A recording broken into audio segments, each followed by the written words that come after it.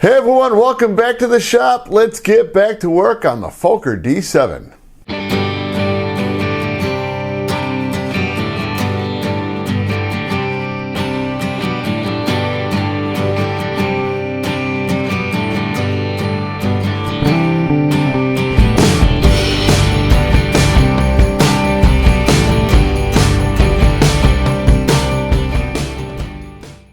Now before I show you where we are at on the Fokker, it's been about, oh my gosh, 5 weeks since I've sat in front of this camera for you guys.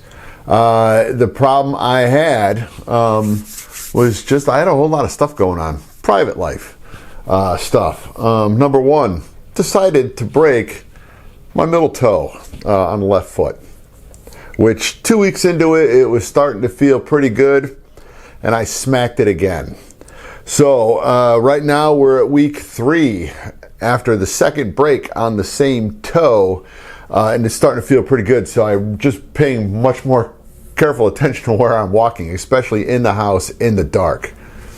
So the things that I have done, and I'm going to take you off the stand and show you, just little piecemeal stuff when I had a little bit of opportunity to come out and work on it. I went ahead, I've got the servos all installed in the fuselage, got everything wired up. I have not put the batteries into place yet. They're in the fuselage, but they're not in their final location until I get the whole plane together and just pretty much see when I've got the wing on where the CG is sitting.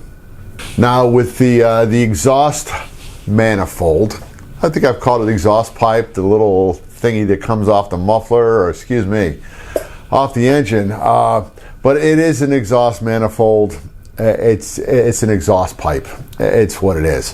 What I did was I had to just add a little bit more bend to it. So I got that little jig that I had set up the first time, dug that one out, put it in the big vise, and went ahead and torched some more oak. Just to go ahead, and I got the actual downpipe, the exhaust manifold, just warmed it up just so I can move it a little bit, because instead of being vertical down, I needed to angle it in just a little bit. And then what I did is, if I've got a sample here I can show you, and I do, what I did was the extension off the exhaust manifold down and out underneath the nose of the aircraft. It's a high temp silicone tubing, and it's high temp. I think it'll take up to 500 degrees Fahrenheit, possibly a little bit more.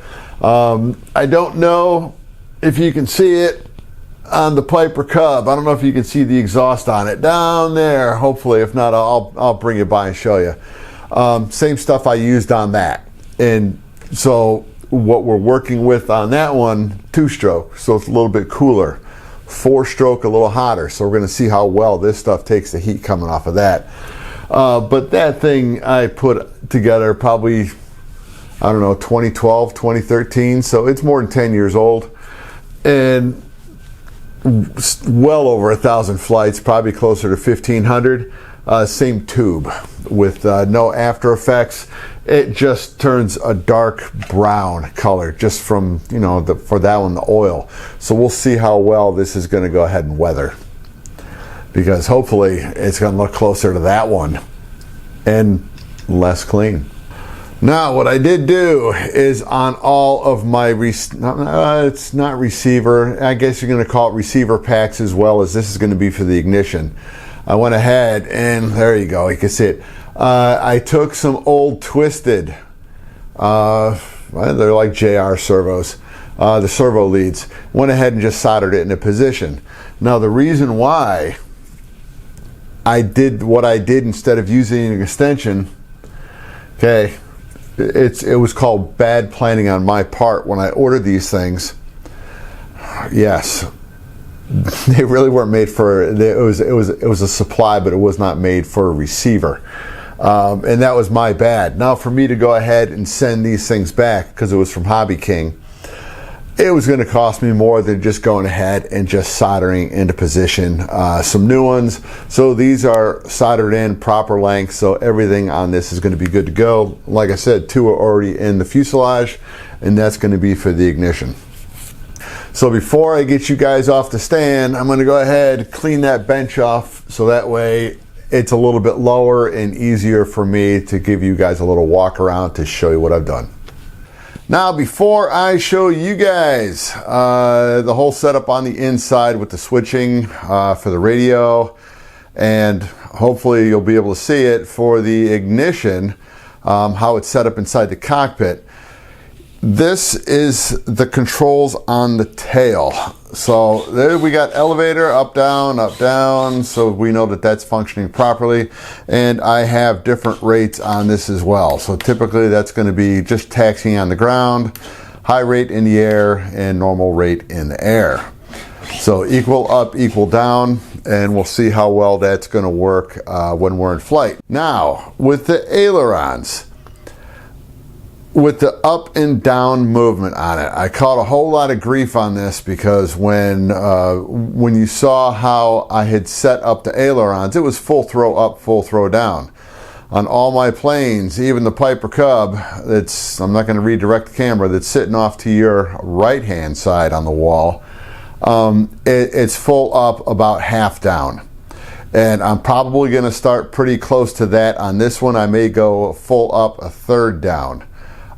Just to see how well it's going to work. Now, I'm going to go ahead and with this radio, if it functions nicely, and I just keep things out of the way, what I'm going to do is I'll stand on the other side. As I move the ailerons back and forth, you're going to see what's going to happen to that rudder.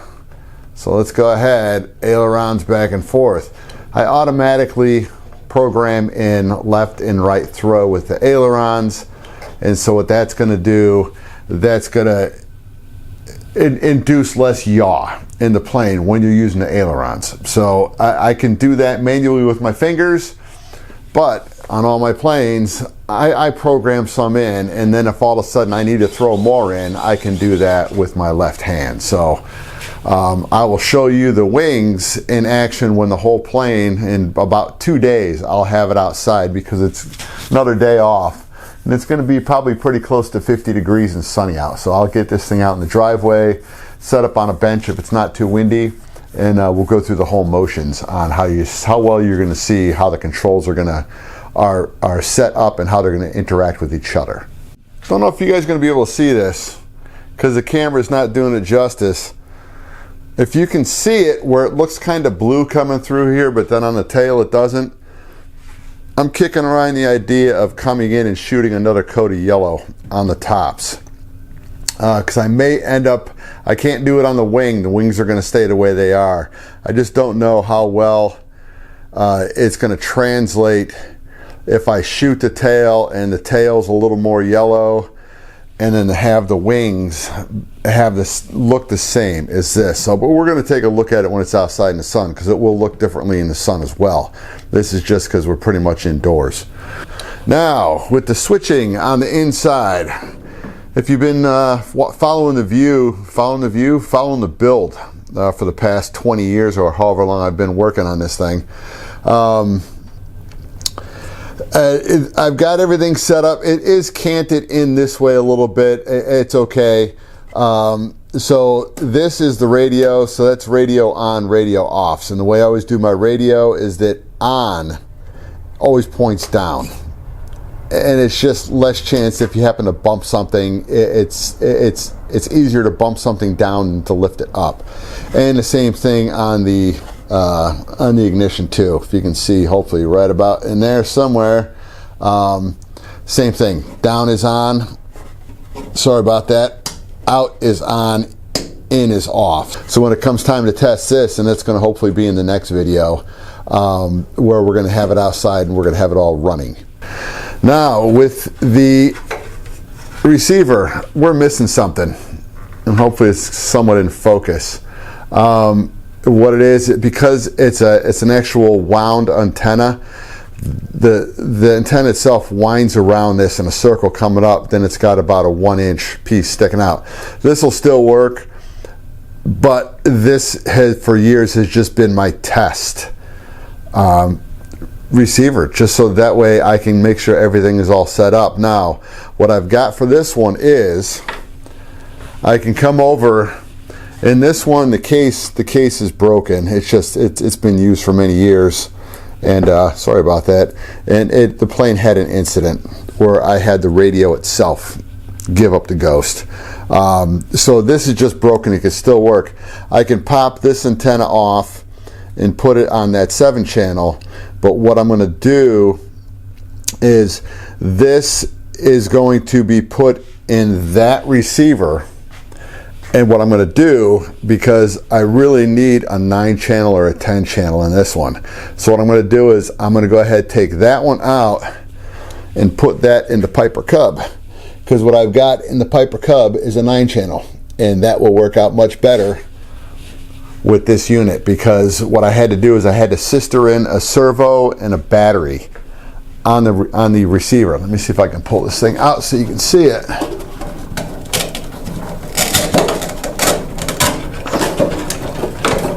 Hoping we're going to be able to see this.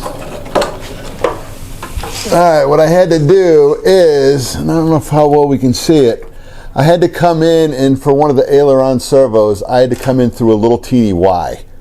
And I'm hoping you can see this, because I don't like sharing a servo with a battery pack. I have my servo leads hanging out for the ailerons up here, and right now this is just kind of a temporary thing to hold it in place with. I may find something else, some other way to attach this to it, just so that way, and it might stay like that, we don't know. But I'll wait till I get the wings mounted before I make any decision on that. Now right now the battery packs are sitting right there, and there's 2 of them. They're just laying side by side. Once I get everything balanced, if I need to stack them on top of each other, I'll come in, I'll build a little teeny box just to hold those things into, so that way once everything's in flight, less chance of them sliding around, because that's the last thing you want moving. So for the electronics, like I said, we're pretty much done on this. I've already got the engine mounted, got the fuel lines hooked up to it, down in the tank, going out the bottom to dump. So that's ready to go. I don't know if I showed you, I did put a hole in the side here, so that way I can go ahead and run a small screwdriver through it to adjust the carburetor. So we'll be okay with that. The choke, if I didn't discuss this one, it's down here below this, below the actual throttle itself. I'm probably going to make a little teeny, however I'm going to do it, it's going to be an attachment to here, so that way while the exhaust system, the muffler, is sitting down inside here, or let's just call it the fake engine, I'll be able to just lift up and push down on it, just to go ahead and set the choke and to release the choke. So it'll be something that's going to fit right about in here. So, and I think that that's probably going to work out the best. Now with the exhaust, you can see it in here, how I had to bend this in a little bit farther. I'll use some, it could be some fence wire. It'll be some kind of wire that I can just go in there and just wrap it tight. I can use a clamp. I might be able to find a spring clamp that'll hold that in place. So that tube comes through, and right now it's sitting right here. It's just kind of dropping out the bottom, so the exhaust will just drop straight down. Now that's where I'm hoping that this will be just as brown as that is. So, because like I said, once this thing gets dirty, I'm hoping it's going to look just like that, and then that way it'll look just fine sitting up front on the bottom of the chin cowling. Now, if you notice, I've got these little things clamped into place. Why?